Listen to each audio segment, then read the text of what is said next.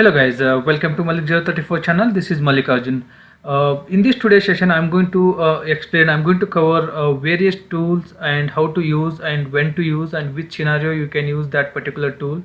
When you are working with a rack and Exadata, especially rack and Exadata, there are so many, there are variety of tools you will come across, but when to use that tool and for which issues or which diagnostic purpose that a tool is used and which log file to refer, you should know that one first before generating the log or before using the tool. There are various tools in Exadata and in rack for the monitoring purpose or for diagnosing purpose or any kind of issues. So I'm going to cover a few of them in this today's session, and then with that you will be able to handle any kind of issues, especially in rack and Exadata. So before I get started with the today's session, if you are new to my channel, I request you to go back to YouTube and search for Malik034 and then please do subscribe. If you like my videos, please share, like and comment. And if you missed my previous videos, you always go back to my YouTube channel Malik034 and then always refer them. Okay, let's get started with the today's session. Okay, if you see this screen, basically I listed out 7 topmost tools used in rack as well as Exadata monitoring and as well as diagnosing any kind of issues.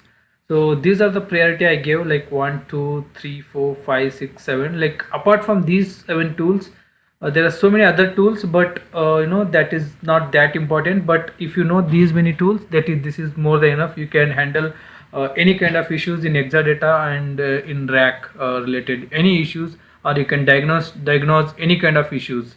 So I'll start with the first one, ExaCheck. ExaCheck, this is a particular mass document, and why we need this ExaCheck. ExaCheck is basically proactive health check.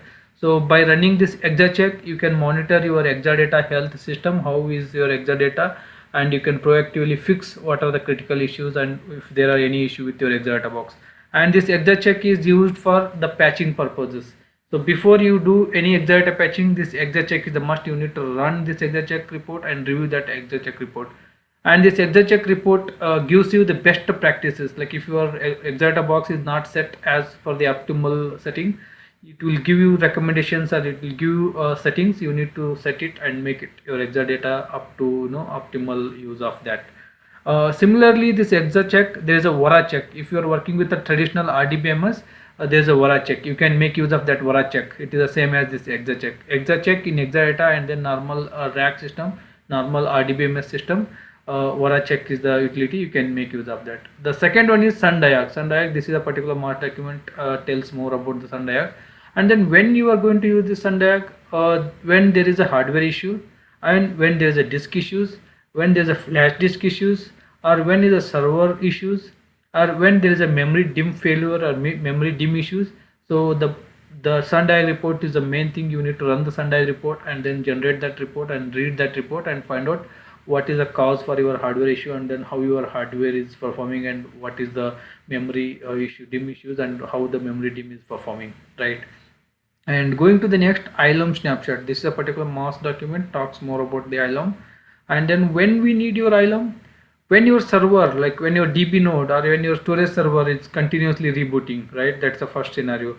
And when there's a kernel panic, if you are not able to reboot your DB node or storage servers, and then when server boot issues, like whenever you're booting, it is giving some some other modes and it was making some issues. So during these server boot issues or kernel panic issues or continuous reboot, the ILOM snapshot is a must. So you can generate this ILOM snapshot and read this report and find out what was the cause for your kernel panic or reboot or why your server is not rebooting. So ILOM snapshot will be very, very useful. And coming to the TFA, okay, TFA has a wide range of a bundle of tools. Like TFA, I can say it is a it has a many use cases.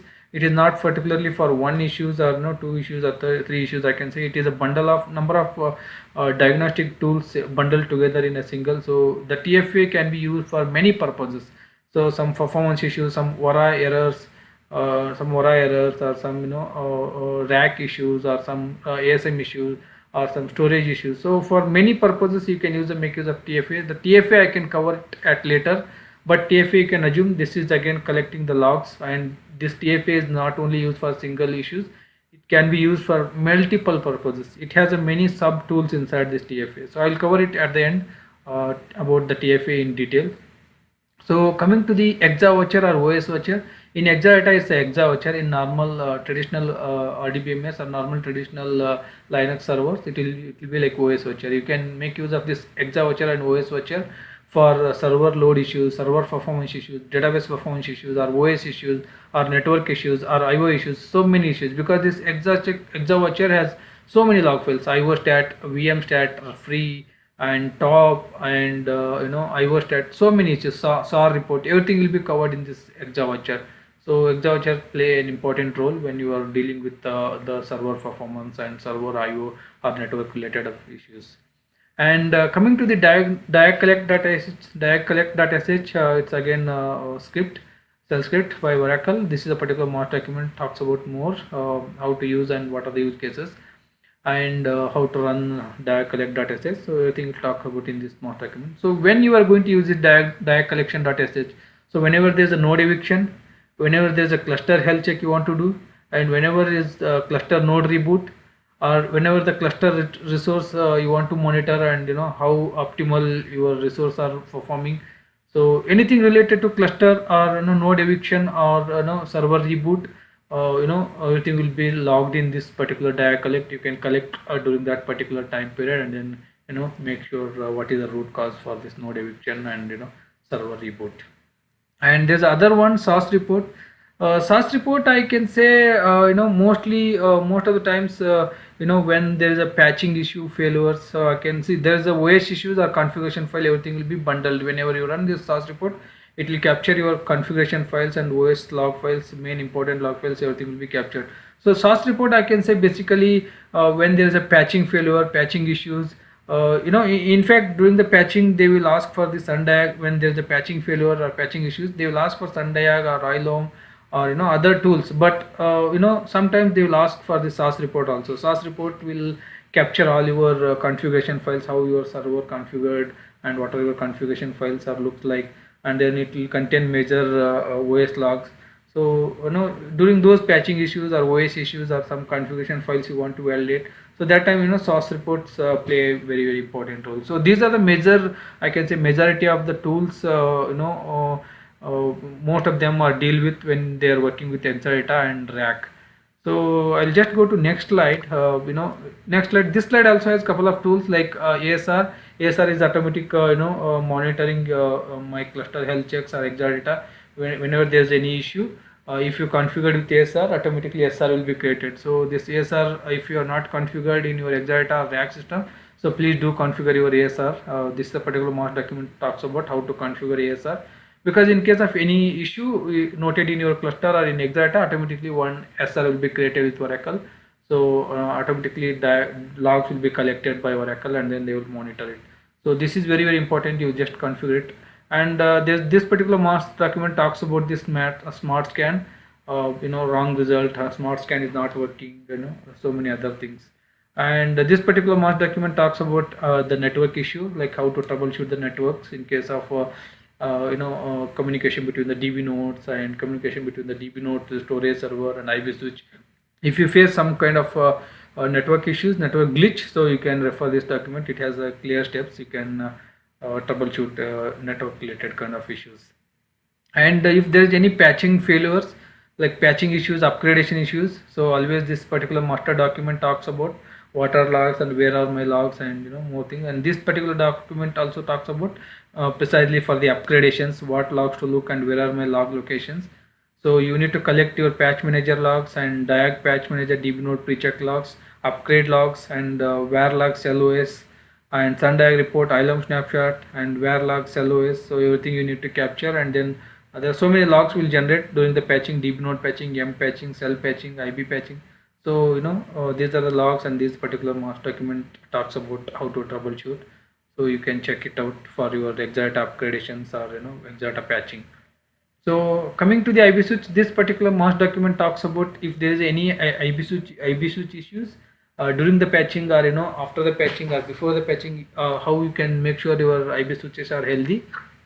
So these are the simple commands. I taken it from this particular March document. This particular March document talks about A to Z, how to troubleshoot from the beginning to end to make sure your IB switch is working fine. So a couple of commands are like versions, environment test, list link up, show vulnerability. So these are the commands I taken it from this particular Mount document. So you can refer always this document and troubleshoot anything related to IB switch.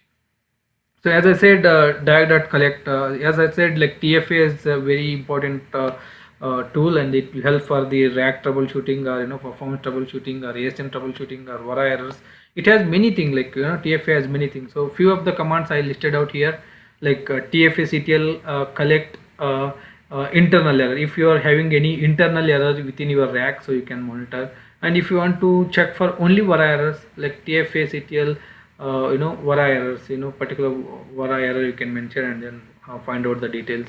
And if you can check DB performance, it will list out DB performance. It lists out DB SQL performance, TFA CTL dia collect DB SQL performance. How is my SQL performance? And how is my ASM performance, DB ASM?